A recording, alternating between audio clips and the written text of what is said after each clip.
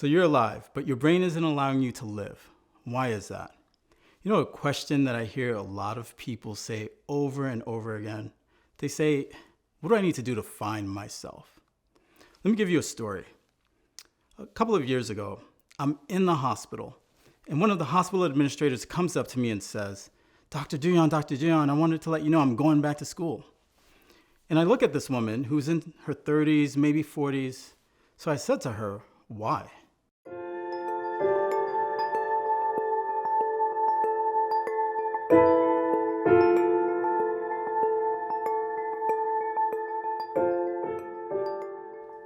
Now she sees this puzzled look on my face, right? And she's looking at a doctor who's went to college, spent years in medical school, spent years with advanced training.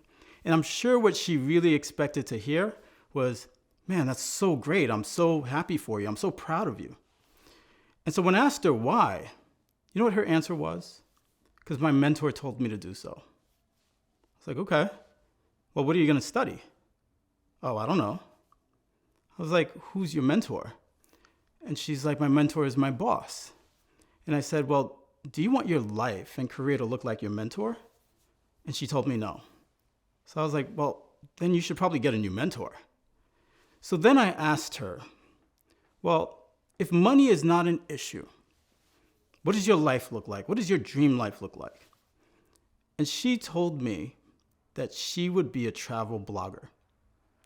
And so then I said to her, look, I don't know anything about being a travel blogger, but I'm assuming you don't need to go to school, take on some more debt, take out student loans, spend at least $100,000 in order to travel the world and write about it.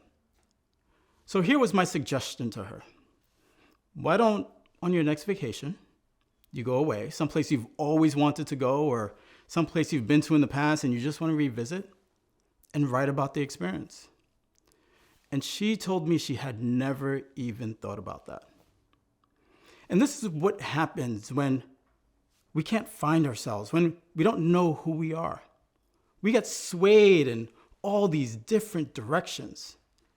People are able to influence our thinking because we're so desperately trying to figure it out that when somebody throws out a suggestion and somebody that we maybe admire and respect, we just go along with it, even if it doesn't suit the dreams that we really have for ourselves. What we need to realize when people are feeling lost or they feel like they need to find themselves, what they're really wanting to do is to break free from all the networks that have been created in their brains by other people. Look, our thoughts are so incredibly powerful that from the moment we were alive, people have been fighting to influence the way that we think. Initially, it was our parents. Then it was our teachers and fellow students. Then as we got older, it was colleagues and bosses and society at large telling us who we should be. We get lost in all that BS. It is like piles of rocks on top of us. Those neural networks that they build for us, that dictates how we think and therefore how we act. So, it's really interesting. I talk about just the power of our thoughts and the way that we think. A question that I got a couple of years ago when I was giving a talk was, where do our thoughts come from? And so there was conversation taking place in this room about it. Does it come from some spiritual being? Does it come from the universe? Does it come from something within us? And I said, well, a lot of our thoughts come from other people. Our thoughts have been programmed in us from the moment we have been born. And then for a lot of us, we get to a point in life where we're like, wait a second, I'm not even sure the way that I think, if that really belongs to me. And I'm not even sure if it works for the life that I want. I'll give you an example, right? We are taught from a very early age that around 18 to 22 years old, we're going to get a job. Some people get it earlier, some people get it later. We're going to get a job. It used to be that we were going to stay at this job for 40 to 50 years and then we'd retire. Things have changed a little bit. A lot of times people don't stay in the same place 40 or 50 years. But what is true is that people tend to work for decades. And then we've bought into this idea that we're going to work for decades. And then around 65, if we're lucky, 70, 75, if we're being more realistic, we'll be able to retire. And then we'll be able to enjoy our lives. Well, I've got news for everybody. That doesn't work well for most people. As a doctor, I see people all the time who don't even live to be 65 or 70 or 75 years old. And then I see people who have made it and were able to get to that point and retire. And you know what happens? Their bodies are broken and they are hobbling around all over the place and not truly able to enjoy their life. The other thing that I often see is that people will make it to 65, 70 years old. They might be in pretty good shape. And then 3-4 months later, there's some big health catastrophe that takes place. Maybe they suffered a stroke or a heart attack or bleeding in their brain. Or you know what? Maybe dementia is starting to set in because they spent decades doing the same thing, not teaching themselves new skills and therefore not making new neurons and new connections within their brains. A lot of what we have been taught from the time that we are babies doesn't even make sense for a lot of people. And they get to this stage in their adulthood when they're just like, oh my God, who am I? Desperately looking. And we live in a society where we're always taught to look externally for validation and for answers. And a lot of times people turn to people that they are close to, in physical close proximity to, other colleagues, bosses. They take advice from them. And those colleagues and bosses are doing the same thing that you're doing. So they're essentially going to give you advice that sounds good, but may not work for you in the long run. It doesn't take your dreams and who you are and what you want for your life into account. In order for you to really break free and to live your life and to allow your brain to be liberated from a lot of what we are fed in society, you need to take accountability for who you are. You need to take accountability for your life. And that can be a very scary thing. But it's also an empowering thing. I'm somebody who thinks that, we do have to take responsibility for every aspect of our lives. I try to do that in my life on a regular basis, and I'll give you a couple of examples. A few years ago, I'm at a stop sign. I've been at the stop sign for at least 10 seconds. And then all of a sudden, boom, I get rammed in the back of my car. My initial response was, damn, I'm pissed. Who hit me? Stepped out the car, see this older gentleman, and I ask him, are you okay? Right? A lot of people just start arguing right away. One thing I realized, if you show concern for the other person, it automatically breaks the tension.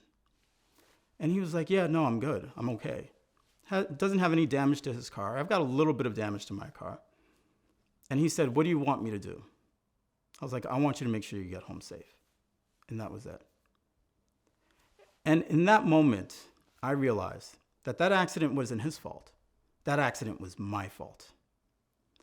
And so I know the question is, well, you were at the stop sign for at least 10 seconds and he hit you. How was it your fault? Well, then I thought to myself, man, I should have left the house earlier. If I had left the house earlier, I would not have been in that place, in that moment, where he was going to be, and my car would not have gotten hit.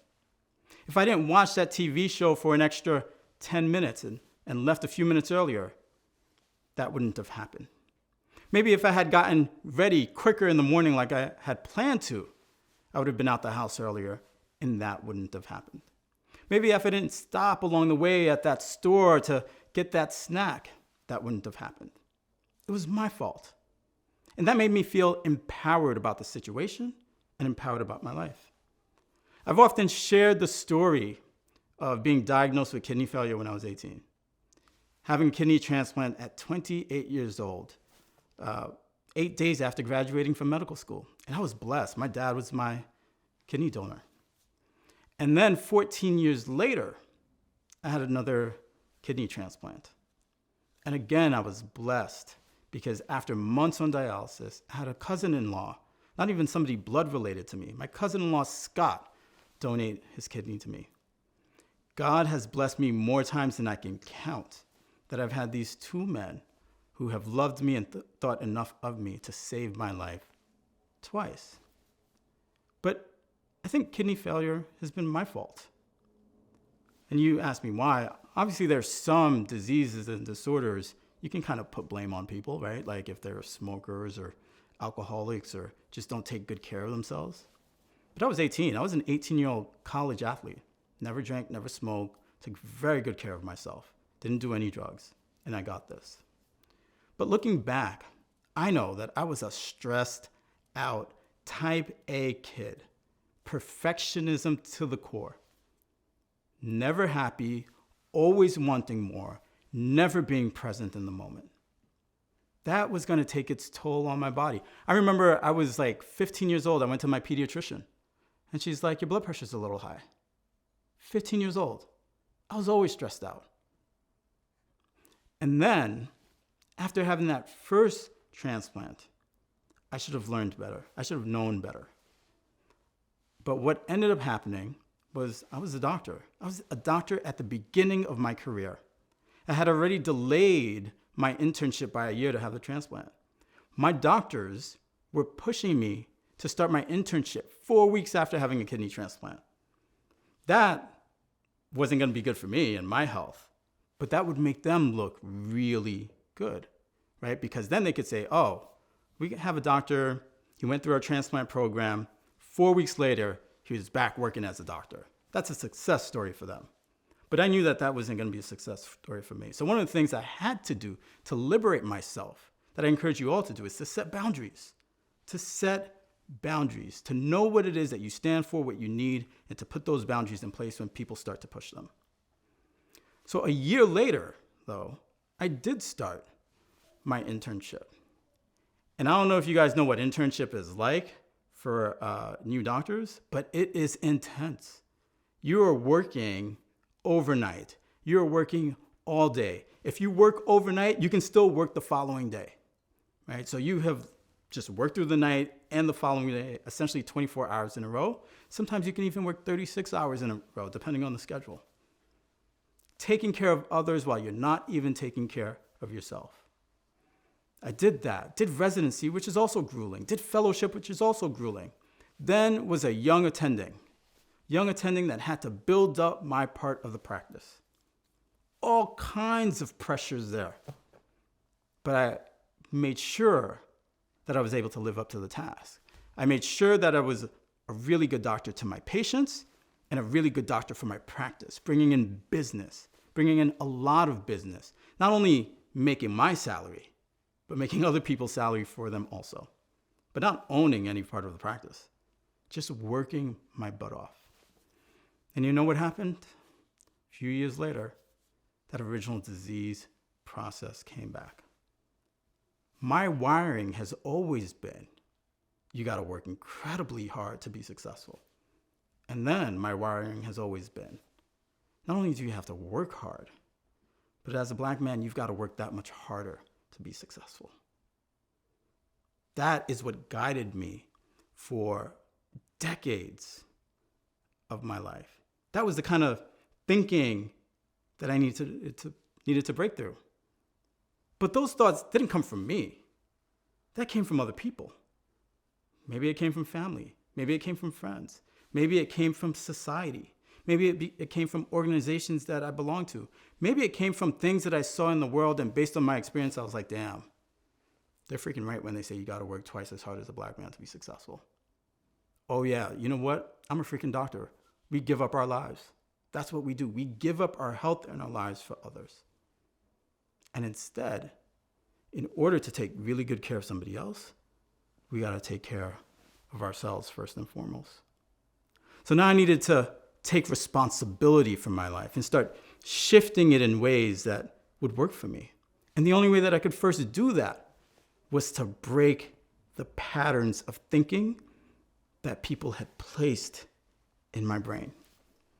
I don't know if you guys have ever seen the Marvel comic, Fantastic Four, or the Marvel movies. But one of the characters, one of the superheroes, man, I can't think of his name right now, but he's like got rocks all over him. Rocks all over him. Other people's thinking, other people's thought processes that they have put on you, that's what it feels like to me. That all these rocks are just kind of all over me. And I need to break through that. And I break through that by shifting my thinking. And so the way that I started to influence my brain and making new neurons in my brain and making new connections so that way I could create the life that I wanted for myself was by doing different things. I always find it incredibly funny when people come to me and they say, Dr. Douyon, I want a different life. But their day looks exactly the same every day. Wake up at the same time, go through the same routines, go to the same job, talk to the same people, go to bed at the same time, and do it all over. Well, how do you expect your life to change if you're thinking and doing the same things day in and day out? I needed to break the habits of my routine. So I started to put myself in a completely different world. I started to put myself more in a business world. People that thought different than doctors and nurses. Started to hang out with different people. People who thought differently about life and health and success than I was trained to think. I started to read different material and not just always medical journals that tell me the same thing over and over and reaffirm what I already know so that way I feel good about myself. Instead, I started to read different things, uncomfortable things, challenging things, so that way I could sort of broaden my thinking. I started to go to different conferences. I remember I was giving a talk at a conference in Puerto Rico, and I was also participating in the conference. And the first day of the conference, the first speaker of the first day was from a pharmaceutical company for diabetes. And they sponsored our breakfast. You know what breakfast was that day? Breakfast was a whole bunch of carbs, bagels, donuts, croissants, all things that tasted good. But I remember thinking to myself, damn, are they trying to turn us into diabetic patients? I started thinking about things differently and noticing things that just didn't work. It didn't work for me. And that allowed me to start shifting who I was and what my life was going to look like. So the first thing I did was to really change my thought process. And there are things that we can all do.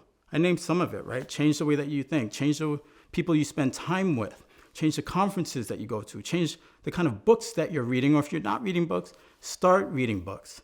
The reality is, in a single book, the author has put years of research, years of their life, years of their experience into 200 or 300 pages. And you can consume all of those lessons with a matter of hours. That thing will change your thinking very quickly. Listen to podcasts like this one. People are doing podcasts to teach you so that way they can take you on a journey that allows you to better your life. That's what this podcast is all about. It's about allowing you to become who you want to be, giving you tools so you can become who you want to be. Not only do you want to do things like read books and go to podcasts, go to seminars, the reality is that you need to constantly be evolving. You need to constantly be learning. I tell my kids all the time that real learning starts when school ends. That is why the other name for graduation is commencement. Commencement in French, commence, means to begin. It is the beginning of your education when you are done with formal schooling. You need to be a lifelong learner. That's how you're really going to change your life. And there are a lot of tools out there to do so. One of the things that I see is that people who stop learning and stop evolving, that's akin to death, especially in the brain. So you need to be doing that your entire life. And it's going to be uncomfortable. It's going to be uncomfortable learning something new. It's going to be uncomfortable surrounding yourself with new people. It's going to be uncomfortable putting yourself in situations that you are not used to. And do you know why that is? That is because your brain loves to predict your future. And your brain can only predict your future based on your past. That is why we see people repeat the same things over and over and over. It's comfortable because they know what the outcome is going to be. Yeah, I'll date the same type of person or stay in this relationship that's toxic because at least I know what that's going to look like in the future. You know how they say the devil you know is better than the devil you don't? That's a brain issue. That is a brain issue because your brain loves to be able to predict. And when you start doing things that are new, your brain cannot predict the future. And your brain loves to protect you. It loves to minimize your risk. But here's the thing. When you start taking certain risks, smart risk, calculated risk, when you start putting yourself in new environments, when you start reading new things and broadening your thinking, when you start having new experiences, yeah, the brain may not be able to predict it, but the potential benefits that you may get from that, oh my gosh, it's incredible. The way that my life has changed in the last 5 years, it's unbelievable. Like I've gone through some tough moments in the last 5 years. You know, I don't want to sugarcoat that at all. I've had to have another kidney transplant, was blessed with one. Prior to that, I was on dialysis. Prior to that, I was sick in the hospital for 2 weeks with COVID, thinking I'm going to die, watching my oxygen saturation go down, thinking, what are my boys going to do without their father? There have been tough moments, but there have been great moments. I've gotten to meet people that I would have never met, incredible people. I've gotten to do things that I never thought I would be able to do. I've gotten to be able to share my gift with the world and influence people on a really large scale. In fact, what I've really gotten to do is live a much more purposeful life. And that's what breaking free from everything society places on us. That's what liberating our brains is really all about. It's about allowing you to live a more purposeful life and create the life that you have always dreamed of. Guys, thank you for being here. You have been watching another episode of the Surviving Your Brain podcast. Can't wait to see you again in the future.